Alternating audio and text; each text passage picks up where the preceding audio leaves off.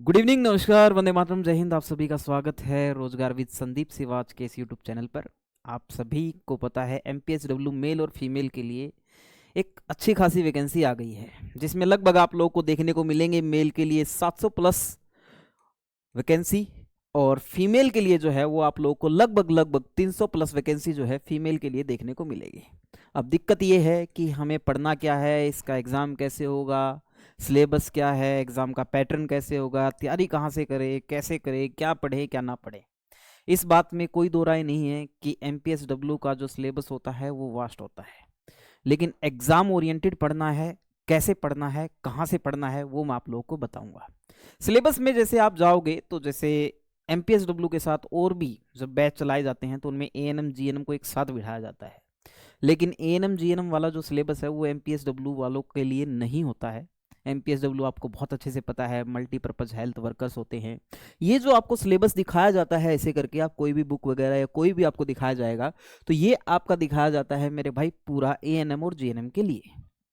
आपका जो सिलेबस है इसमें से कुछ कुछ इंपॉर्टेंट चैप्टर जो है वो आप लोगों को मैं बताऊंगा कि ये पढ़ने हैं। जैसे मोस्टली आप लोगों का जो पोर्शन मिलेगा वो मिलेगा आप लोगों को एनाटॉमी एंड फिजियोलॉजी, वो भी ह्यूमन की, ह्यूमन एनाटॉमी एंड फिजियोलॉजी। आई पास में ह्यूमन एनाटॉमी एंड फिजियोलॉजी, यानी कि पूरी आप लोगों को ह्यूमन बॉडी के बारे में पढ़ना है। इसमें हमारे सारे सिस्टम आ जाएंगे, digestive system, respiratory system, excretory system, circulatory system, skeleton system, सारे के सारे ग्लैंडुलर सिस्टम, सब कुछ आ जाएगा। तो ये एक अच्छा लंबा खासा पोर्शन रहता है। और मैं आप लोगों को बता दूं, जो 2017 के आसपास एग्जाम हुआ था, जो पीछे वाले एग्जाम हुए थे एमपीएसडब्ल्यू के, तो उनमें सबसे ज़्यादा जो वेटेज रहा था वो एनाटॉमी एंड फिजियोलॉजी का ही रहा था।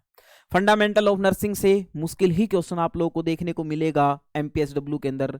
यहाँ पे आप लोगों को क्वेश्चन देखने को मिलेगा कम्युनिटी हेल्थ नर्सिंग से, सामुदायिक स्वास्थ्य नर्सिंग, कम्युनिटी हेल्थ नर्सिंग, क्योंकि एमपीएसडब्ल्यू वालों को मोस्टली काम जो है वो आप लोगों का कम्युनिटी का ही दिया जाता है। जैसे मान के चलो कोई महामारी आ गई उसके समय में, या फिर आप लोगों को जो है जैसे मलेरिया वगैरह की वैक्सीन या मलेरिया वगैरह के लिए लोगों को अवेयर करना हो, डेंगू के लिए लोगों को आप लोगों को अवेयर करना हो, तो इसके अंदर कम्युनिटी हेल्थ नर्सिंग कि समाज में जो है हमारा जो समुदाय है उसके अंदर हम कैसे करेंगे। ठीक है।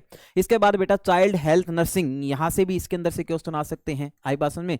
चाइल्ड हेल्थ नर्सिंग यानी कि बच्चों की जो स्वास्थ्य नर्सिंग है उसके बारे में। मिडवाइफरी से भी यहां से क्वेश्चन आएंगे बेटा, मिडवाइफरी का पोर्शन भी आप लोगों को देखने को मिलेगा। मिडवाइफरी जो जच्चा बच्चा केंद्र होते हैं जहां पर बच्चे पैदा होते हैं, तो महिलाओं को क्या देना चाहिए क्या नहीं देना चाहिए, जैसे फीमेल की ड्यूटी वहां पर लगा दी जाती है कई बार, तो मिडवाइफरी भी आप लोगों को पढ़ने की जरूरत पड़ेगी। गायनोकोलॉजी के अंदर से आप लोगों को पढ़ने की जरूरत नहीं है। मेंटल हेल्थ नर्सिंग भी आप लोगों को पढ़नी है मेरे भाई, मेंटल हेल्थ नर्सिंग भी पढ़नी है, मेंटल हेल्थ नर्सिंग भी पढ़नी है।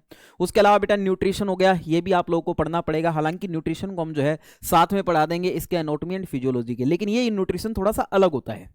ये न्यूट्रिशन वो न्यूट्रिशन होता है कि जब कोई पेशेंट आप लोग का हॉस्पिटल के अंदर एडमिट है तो उसको किस समय पे क्या खाना देना चाहिए, आई बात में, उसकी बीमारी के हिसाब से उसके डाइट प्लान क्या होना चाहिए, वो सारा का सारा इस न्यूट्रिशन वाले पोर्शन के अंदर आता है।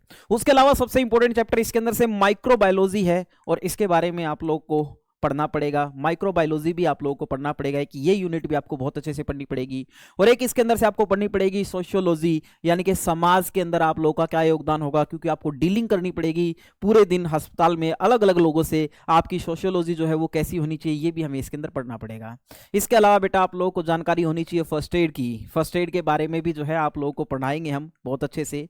और मैं आपको गारंटी देता हूं बेटा, मैं ज़्यादा आप लोगों को कुछ नहीं कहूँगा, पूरे 7 से 10 दिन तक हमारा बैच लॉन्च हो रहा है बहुत जल्दी। कल से इसकी क्लास जो है हम स्टार्ट करने की कोशिश करेंगे, कर ही देंगे, कोशिश नहीं करेंगे, कल से ही हम इसकी क्लास जो है शुरुआत कर देंगे एमपीएसडब्ल्यू बैच की। कल से इस बैच की शुरुआत हो जाएगी, और इस बैच के अंदर मैं आपको कह रहा हूं एक नहीं, दो नहीं, तीन नहीं, चार नहीं, पूरी 10 क्लास, यानी कि पूरा एक चैप्टर आपको फ्री ऑफ कॉस्ट में पढ़ाया जाएगा। ह्यूमन फिजियोलॉजी और एनाटॉमी से हमको एक चैप्टर उठाएंगे और उसका पूरा डायग्रामेटिकली तरीके से करेंगे। ये आपको 10 क्लास जो है डेमो के तौर पर दी जाएगी। बहुत ही मिनिमम जो है इन बैचेस का हम प्राइस रखने वाले हैं, और आपको कंटेंट देख के आप लोग को अपने आप पता चल जाएगा कि कहाँ पर हमें बेस्ट मिल रहा है। उसके अलावा मैं एक बात और कहना चाहता हूँ आप लोगों से, ध्यान से सुन लेना, कल से ही आप लोगों को फ्री प्रैक्टिस सेट मिलने शुरू हो जाएंगे। आपको 2 तरह के प्रैक्टिस सेट मिलेंगे। पहले तो मैं आपको पूरे 10 दिन तक एक प्रैक्टिस सेट दूंगा जिसमें डेली आपको 30 क्वेश्चन होंगे जो कि प्रीवियस एग्जाम के अंदर पूछे जाएंगे, ये वाले। उसके अलावा जैसे ही हमारा कोई चैप्टर कंप्लीट होता है, जैसे हमारा कोई चैप्टर कंप्लीट होता है या कोई टॉपिक हमारा कंप्लीट होता है, उस टॉपिक से रिलेटेड एमसीक्यू क्वेश्चन जो है वो आपको साथ साथ मिलते रहेंगे। भाई आपने चैप्टर में क्या सीखा, एग्जाम में आने क्या है, एमसीक्यू आने हैं, डील तो हमें एमसीक्यू से करनी है, डीलिंग हमारी किसके साथ रहनी है, एमसीक्यू क्वेश्चनों के साथ रहनी है। तो इनकी प्रैक्टिस हम जितनी ज्यादा करेंगे उतना बेटर रहेगा। उसके अलावा मैं आप लोगों को एक और बता देता हूं, हम जो है जैसे एक चैप्टर पूरा होगा उसके एमसीक्यू की प्रैक्टिस यूट्यूब पर भी आपको फ्री ऑफ कॉस्ट करवाएंगे। ये सारी चीजें रहने वाली है।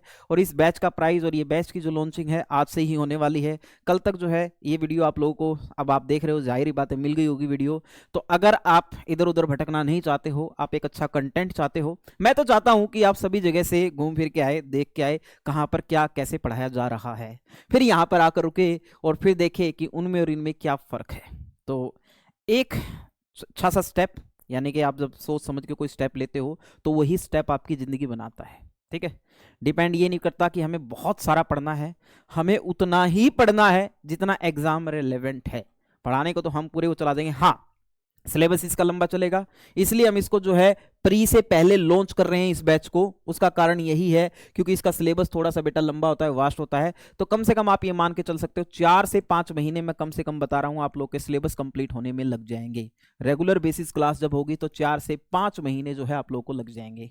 और कोई एक सिंगल टीचर नहीं, 2 टीचर या 3 टीचरों की टीम जो है इस बैच के अंदर पढ़ाने वाली है, जिसके साथ भी फ्रीक्वेंसी आपकी अच्छी मैच होती है। आप उससे सीखो, आप चैप्टर को उस टीचर से पढ़ सकते हो। ठीक है, तो आज की इस वीडियो में इतना ही। और जानकारी के लिए प्रीवियस जब इसके एग्जाम हुए थे इसकी कट ऑफ क्या रही थी, ठीक है, मेन कैसे कैसे क्वेश्चन यहाँ पर पूछे जाते हैं, कैसे हम इसकी तैयारी करें, कौन से चैप्टर को कितना पढ़ना है, इन सब की छोटी छोटी जानकारी हम आपको देते रहेंगे। आज की इस वीडियो में इतना ही। सभी को जय हिंद, वंदे मातरम, बाय बाय सभी को।